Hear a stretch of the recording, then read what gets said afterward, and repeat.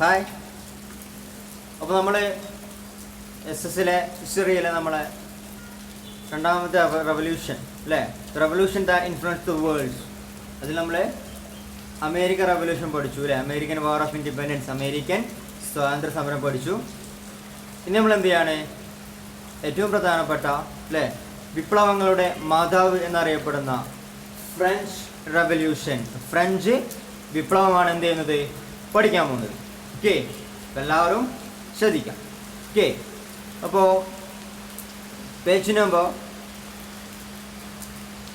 14, 14ാമത്തെ page, നിങ്ങളുടെ text ബുക്കിലെ 14ാമത്തെ page എന്ത് ചെയ്യുക, എല്ലാവരും എടുക്കുക. ഓക്കെ, ഫ്രഞ്ച് റെവല്യൂഷൻ, ഫ്രഞ്ച് വിപ്ലവം അല്ലേ. എന്താണ് ഫ്രഞ്ച് വിപ്ലവം എന്ന് നമുക്കൊന്ന് നോക്കാം. ഓക്കെ, അപ്പോൾ അതിൻ്റെ കാലഘട്ടം ഏതാണ്? 1789 മുതൽ 1799 വരെയാണ് എന്ത് നമ്മുടെ ഫ്രഞ്ച് റെവല്യൂഷൻ, ഫ്രഞ്ച് വിപ്ലവത്തിൻ്റെ കാലഘട്ടം. ഏകദേശം 10 വർഷവും 6 മാസവും 4 ദിവസവുമാണ് എന്ത് ഫ്രഞ്ച് വിപ്ലവം നടന്നത്. ഓക്കെ, അപ്പോൾ ഈ ഫ്രഞ്ച് വിപ്ലവം ഉണ്ടാവാനുള്ള കാരണമാണ് ഇത്. Beginning of French revolution demolished Bastille prison അല്ലേ. ബാസ്റ്റൽ ജയിൽ എന്ത് ചെയ്തു, പ്രിസൺ എന്ത് ചെയ്തു, തകർത്തു. അപ്പോൾ അത് തകർക്കാനുണ്ടായ കാരണം എങ്ങനെയാണ് ആ സാഹചര്യത്തിലേക്ക് എത്തിയതാണ് എന്ത് ചെയ്തത് നമ്മളിപ്പോൾ പഠിക്കാൻ പോകുന്നത്. ഓക്കെ, അപ്പോൾ പേജ് നമ്പർ 14 എല്ലാവരും എടുക്കാം. ഫ്രഞ്ച് വിപ്ലവം അല്ലേ, ഫ്രഞ്ച് റെവല്യൂഷൻ. അവിടെ കുറച്ച് ആളുകൾ കുറച്ച് പ്രസ്താവനകൾ കൊടുത്തിട്ടുണ്ട് അല്ലേ, കുറച്ച് പ്രസ്താവനകൾ കൊടുത്തിട്ടുണ്ട്. അതെന്താ നമുക്ക് നോക്കാം. ഐ ആം ദ സ്റ്റേറ്റ്, ഞാനാണ് രാഷ്ട്രം. God has given absolute power to the king over his subjects and only God has the authority to question him. എന്താ പറഞ്ഞത്? രാജാവിൻ്റെ അധികാരങ്ങളെല്ലാം ദൈവം നൽകിയതാണ്. അതിനാൽ രാജാവിനെ ചോദ്യം ചെയ്യാനുള്ള അധികാരം ആർക്കേ ഉള്ളൂ? അത് ദൈവത്തിന് മാത്രമേ ഉള്ളൂ എന്ന് പറഞ്ഞതാരാണ്? ലൂയി 14 എന്ത് പറഞ്ഞത്. അതന്ന് അവിടെ ഉണ്ടായിരുന്ന രാജാവാണത് ലൂയി 14. അടുത്ത എന്താണ്? After me the deluge, Louis 15. എനിക്ക് ശേഷം പ്രളയം എന്ന് പറഞ്ഞ ആരാണ്? ലൂയി 15. നിങ്ങൾക്ക് if they can eat bread let them eat cake. നിങ്ങൾക്ക് റൊട്ടി ഇല്ലെങ്കിൽ എന്താ, കേക്ക് തിന്നുകൂടെ? നിങ്ങൾക്ക് റൊട്ടി ഇല്ലെങ്കിൽ എന്താ, കേക്ക് തിന്നുകൂടെ? മേരി ആൻറ്റോയിനെറ്റ്. ഓക്കെ, ഇത് ലൂയി 16 വൈഫാണ് ആര്? മേരി ആൻറ്റോയിനെറ്റ്. ലൂയി 14 എന്ത് പറഞ്ഞത്? ഐ ആം ദി സ്റ്റേറ്റ്, ഞാനാണ് രാഷ്ട്രം അല്ലേ. രാജാവിൻ്റെ അധികാരങ്ങളെല്ലാം ദൈവം നൽകിയതാണ്. ആ അധികാരത്തെ ചോദ്യം ചെയ്യാൻ ആർക്കേ അവകാശമുള്ളൂ? ദൈവത്തിന് അവകാശമുള്ളൂ. അപ്പോൾ ഈ പ്രസ്താവനകൾ നിങ്ങൾ കണ്ടു. ഫ്രഞ്ച് വിപ്ലവത്തിൽ നേരെ താഴെ തന്നെ ഈ ഒരു പ്രസ്താവനകൾ നിങ്ങൾ കണ്ടു. ഇതിൽ നിന്ന് നിങ്ങൾക്ക് എന്താണ് മനസ്സിലായത്?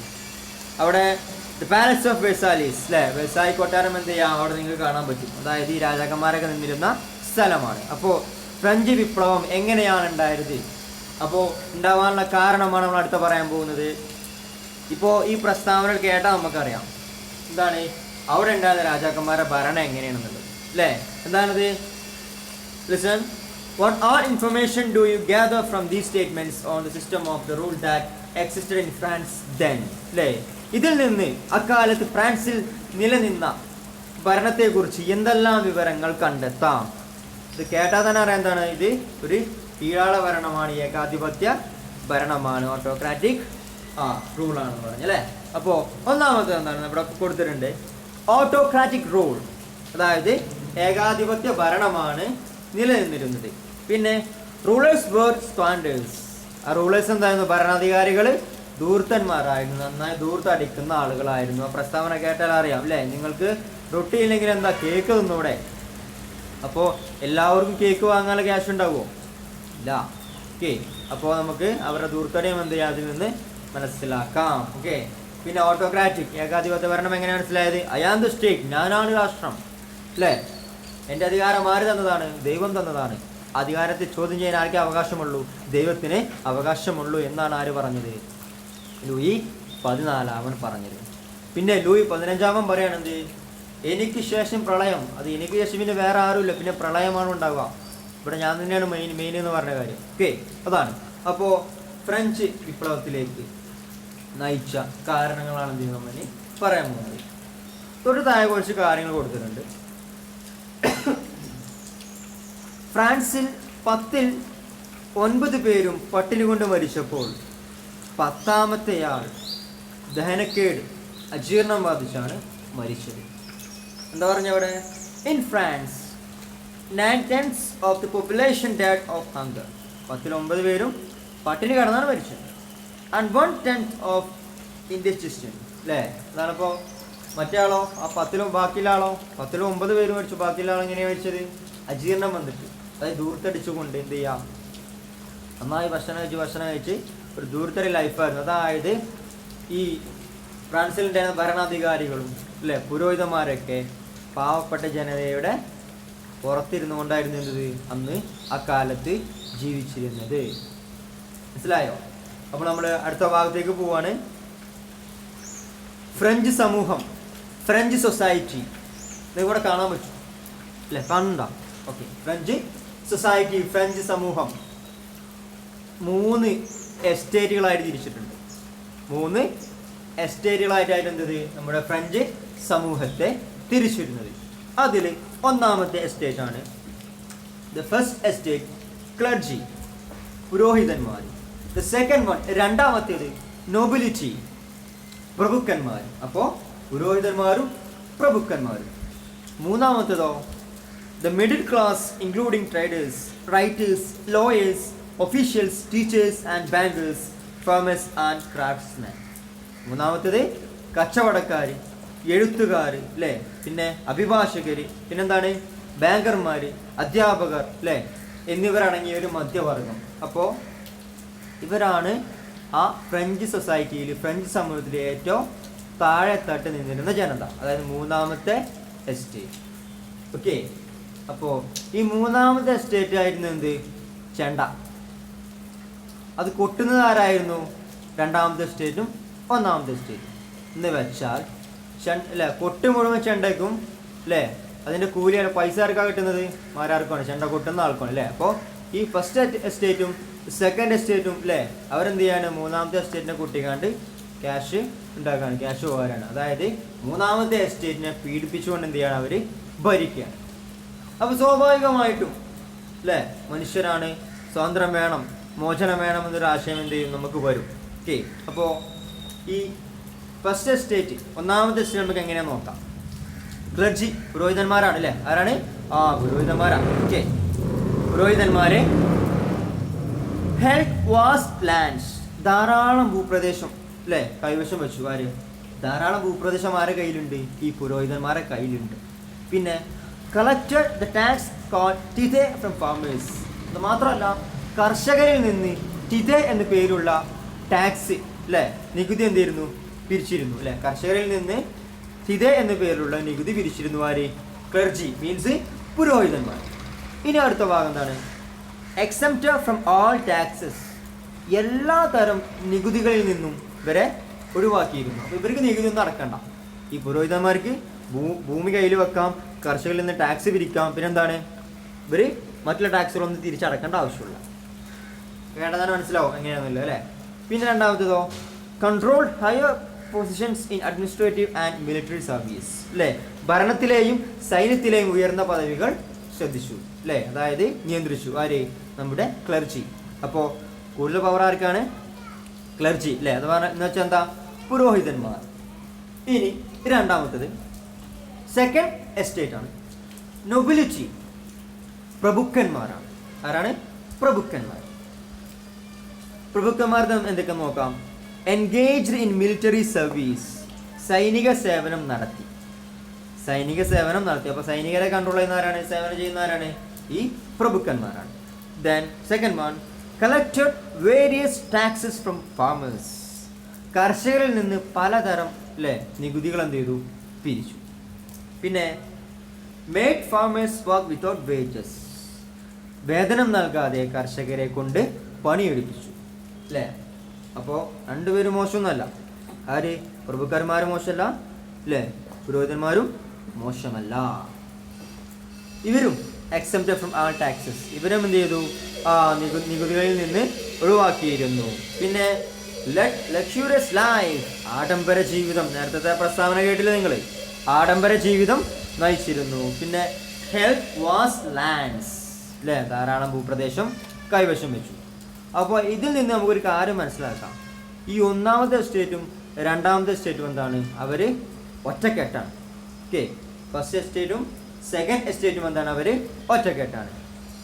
അപ്പോൾ ഇവരാണ് മാരാറ്, ചെണ്ട കൊട്ടുന്ന ആൾക്കാർ. അപ്പോൾ ചെണ്ട ആരാണ്, നമ്മുടെ മൂന്നാമത്തെ എസ്റ്റേറ്റാണ്. കൊട്ടുമുഴുവൻ ചെണ്ടയ്ക്കും കൂലിമുഴുവനാർക്കാണ്, മാരാർക്കും എന്ന് പറഞ്ഞ പോലെ എന്ത് ചെയ്യാണ്, മൂന്നാമത്തെ സ്റ്റേറ്റിലേക്ക് കടക്കാം. ഇവർക്ക് നോ റോൾ ഇൻ അഡ്മിനിസ്ട്രേഷൻ, ഇവർക്ക് എന്താണ്, ഭരണത്തിൽ ഒരവകാശവുമില്ല. പിന്നെ paid land tax namely taille to the government, അതുമാത്രമല്ല നേരത്തെ ചിതേ എന്ന് പറഞ്ഞ പോലെ ടൈലേ എന്ന് പറഞ്ഞ ടാക്സ് ഉണ്ട്, അതെന്ത് ചെയ്യണം, ഗവൺമെൻറ്റിന് ഇവർ നൽകണം, സർക്കാരിന് ഇവർ നൽകണം. പിന്നെ ലോ സോഷ്യൽ സ്റ്റാറ്റസ്, താഴ്ന്ന സാമൂഹിക പദവി. പിന്നെ paid taxes to clergy and nobles, പ്രഭുക്കന്മാർക്കും പുരോഹിതന്മാർക്കും എന്ത് ചെയ്യണം, ടാക്സ് അടക്കണമാര്, ഈ പാവപ്പെട്ട മൂന്നാമത്തെ എസ്റ്റേറ്റിലുള്ള ആളുകൾ. ഓക്കെ, അപ്പോൾ നമ്മൾ ഇന്ത്യ നമുക്കറിയാം, നമുക്ക് എല്ലാവരും ഒരുപോലെയാണ്. പക്ഷെ അന്നത്തെ കാലത്ത് ഫ്രാൻസിൽ എന്തായിരുന്നു, ഫ്രാൻസിലെ സമൂഹത്തെ, ഫ്രഞ്ച് സമൂഹത്തെ 3 എസ്റ്റേറ്റുകളായിട്ട് എന്ത് ചെയ്യുന്നു, തരംതിരിച്ചിരുന്നു. അതിൽ ഒന്നാമത്തെ എസ്റ്റേറ്റും രണ്ടാമത്തെ എസ്റ്റേറ്റുമാണ് എന്ത്, അവർ മേലെ, ഇവരൊക്കെ അടിയിലാണ് നമ്മുടെ മൂന്നാമത്തെ എസ്റ്റേറ്റ്. അപ്പോൾ ഇതൊരു കാരണമാണെന്ത്, ഫ്രഞ്ച് വിപ്ലവം പൊട്ടിപ്പുറപ്പെടാൻ ഇതൊരു കാരണമാണ്.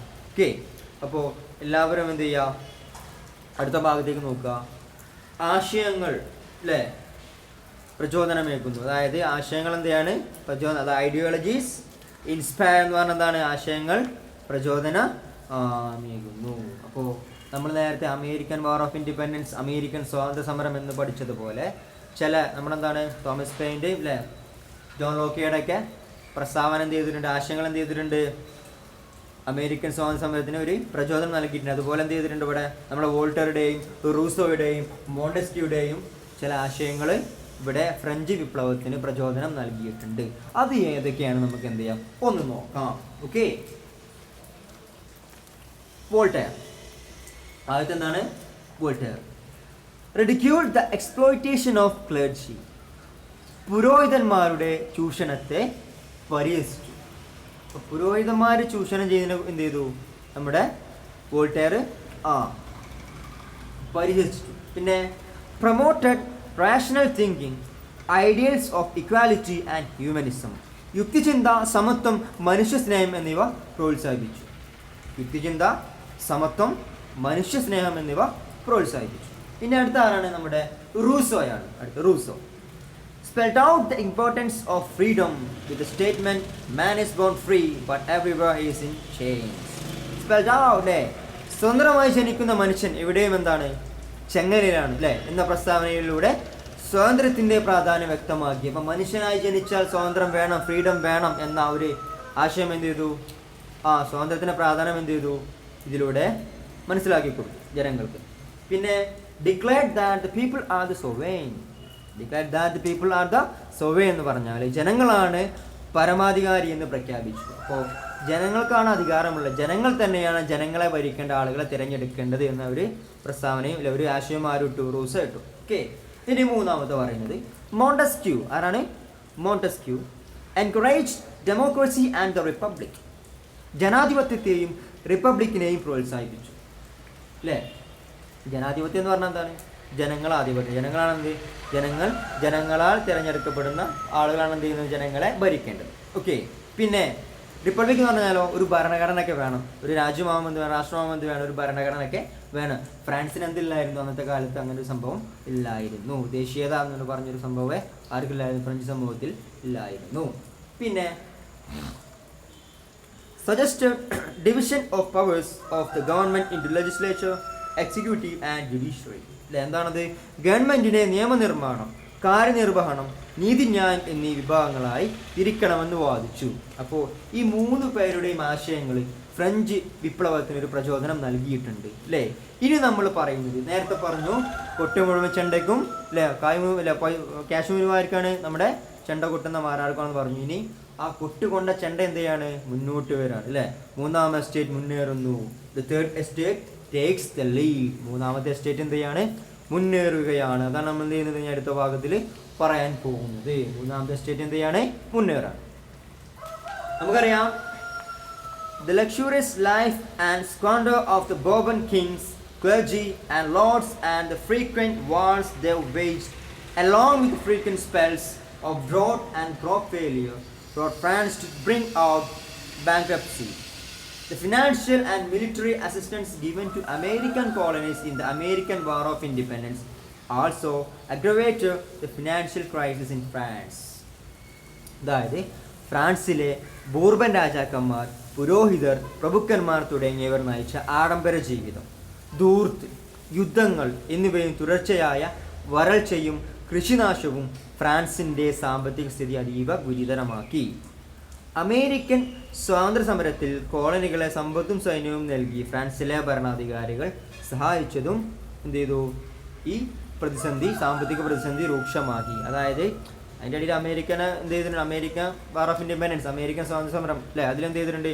ഈ ഫ്രാൻസിലെ ആളുകൾ അവരെ സഹായിച്ചിട്ടുണ്ട് അല്ലേ, നമ്മളെ യൂറോപ്യൻസിനെ സഹായിച്ചിട്ടുണ്ട്. ഇതൊക്കെ ഫ്രാൻസിൻ്റെ സമ്പദ് വ്യവസ്ഥ എന്ത് ചെയ്യണം? ആകെ തകിടം മറിഞ്ഞ് കിടക്കുകയാണ്. ഓക്കെ, അങ്ങനെ തുലഞ്ഞു കിടക്കുക. അതായത് പാവപ്പെട്ട ജനങ്ങൾക്ക് ഒന്നുമില്ല അല്ലേ. they have nothing to eat. അവർക്ക് കഴിക്കാനും ഒന്നുമില്ല, ഉടുക്കാനും ഒന്നുമില്ല, അതൊരവസ്ഥയായിരുന്നു. ഇതിനിടയിലാണ് എന്ത് ചെയ്യുന്നത്? ജനങ്ങളുടെ മേൽ അല്ലേ ഇവിടെ പറയുന്നുണ്ട്, നമ്മുടെ to levy new taxes upon the commoners.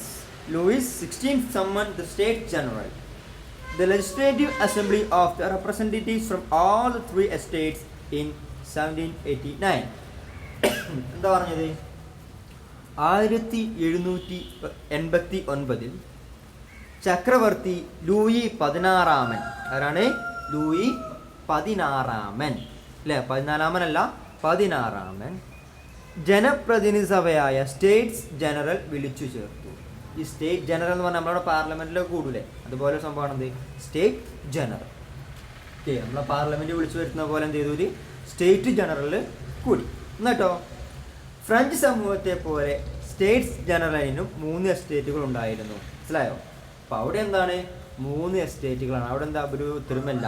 അപ്പോൾ ഒന്നാമത്തെ എസ്റ്റേറ്റും രണ്ടാമത്തെ എസ്റ്റേറ്റും മൂന്നാമത്തെ എസ്റ്റേറ്റും പറഞ്ഞൊരു വ്യത്യാസം എവിടെയും ഉണ്ടായിരുന്നു? സ്റ്റേറ്റ്സ് ജനറലിലും ഉണ്ടായിരുന്നു.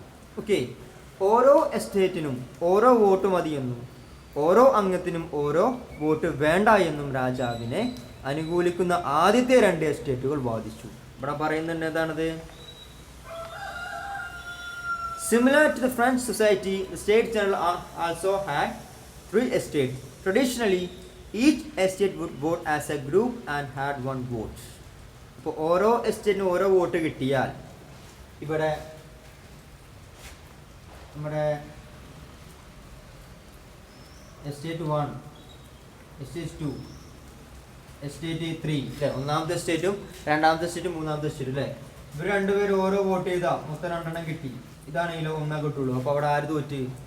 മൂന്നാമത്തെ എസ്റ്റേറ്റ് പരാജയപ്പെടും അല്ലേ. മൂന്നാമത്തെ എസ്റ്റേറ്റ് എന്ത് ചെയ്യും?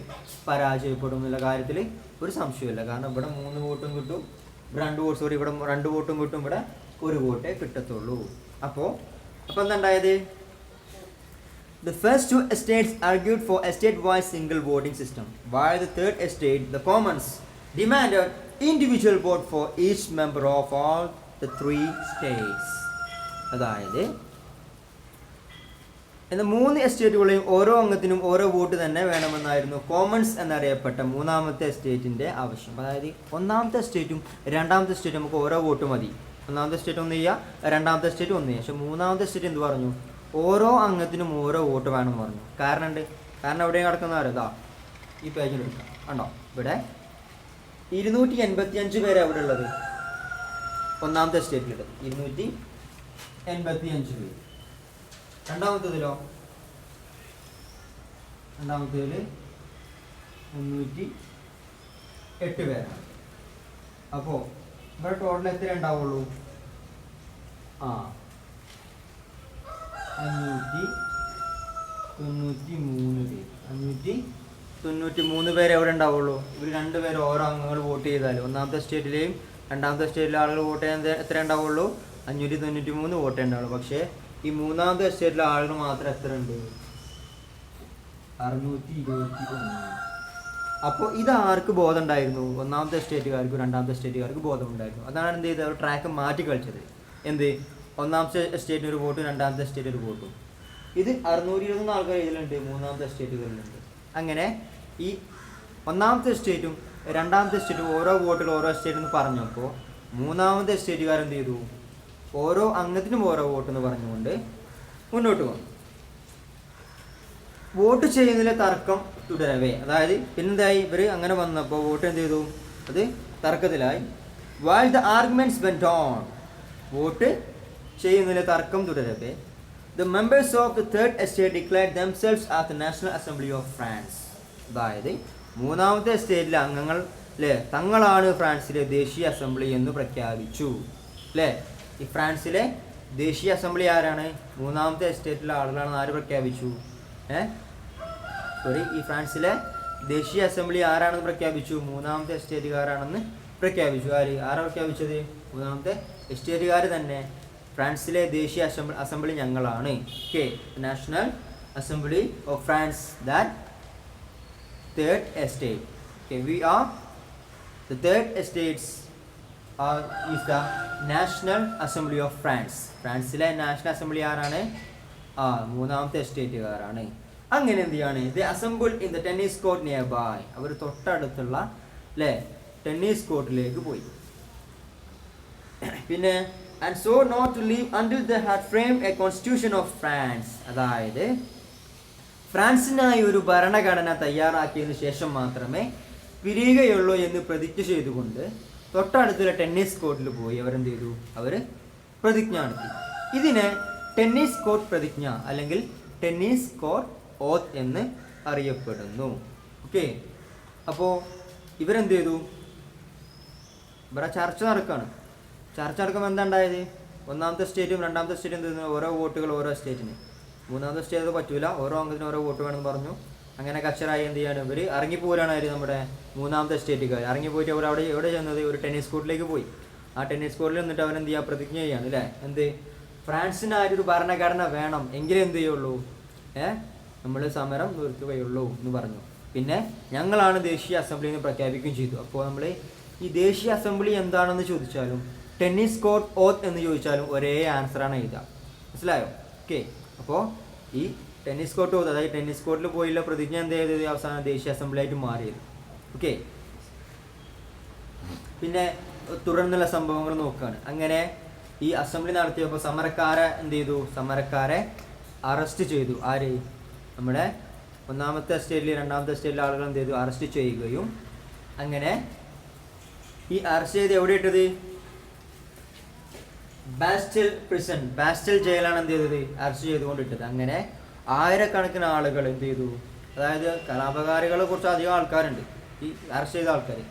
ആയിരക്കണക്കിന് ആളുകൾ ചെന്നിട്ട് ബാസ്റ്റൽ പ്രിസൺ 1789 ജൂലൈ 14 ബാസ്റ്റൽ പ്രിസൺ, ബാസ്റ്റൽ ജയിൽ എന്ത് ചെയ്തു, അവർ തകർത്തു. അല്ലേ, ഈ ബാസ്റ്റൽ പ്രിസൺ എന്തായിരുന്നു, ബാസ്റ്റൽ ജയിൽ എന്തായിരുന്നു, ബൂർബൻ രാജവംശത്തിന്റെ അല്ലേ പ്രതീകമായിരുന്നു. അല്ലേ, ദ ബൂർബൻ മൊണാർക്കി, അല്ലേ, the simple of Bourbon monarchy ആയിരുന്നു എന്ത്, ബാസ്റ്റൽ ജയിൽ. അങ്ങനെ ഈ ബാസ്റ്റൽ ജയിൽ എന്ത് ചെയ്യാണ്, ആയിരക്കണക്കിന് ആളുകൾ നിന്നിട്ട് അടിച്ച് തകർക്കാണ്. ജയിൽ അടിച്ചിട്ട് തകർത്തു. ഓക്കെ, ജയിൽ അടിച്ചിട്ട് തകർക്കുന്നതോടുകൂടി ഫ്രഞ്ച് റെവല്യൂഷൻ്റെ, ഫ്രഞ്ച് വിപ്ലവത്തിൻ്റെ ആരംഭമായിട്ട് എന്തിനെ കണക്കാക്കി, ബാസ്റ്റൺ പ്രിസൺ, ബാസ്റ്റൺ ജയിലിൻ്റെ തകർച്ചയെ കണക്കാക്കി. ഓക്കെ, അപ്പോൾ ബാസ്റ്റൺ ജയിൽ തകർന്നതോടുകൂടി എന്ത് ചെയ്തു, ഫ്രഞ്ച് വിപ്ലവം പൊട്ടിപ്പുറപ്പെട്ടു. ഇതാണെന്ത് ഇന്നത്തെ ക്ലാസ് നിങ്ങൾക്ക് പഠിക്കാനുള്ളത്. ബാക്കി ഭാഗം ഞാൻ എന്ത് ചെയ്യും, അടുത്ത ക്ലാസ്സിൽ ഒന്നും കൂടെ വ്യക്തമാക്കി തരും. ഇതിലെന്തേലും സംശയമുണ്ട് എന്ത് ചെയ്യണം, സാറോട് ചോദിക്കണം, ചോദിക്കാൻ മറക്കരുത്. Okay, anyway thank you.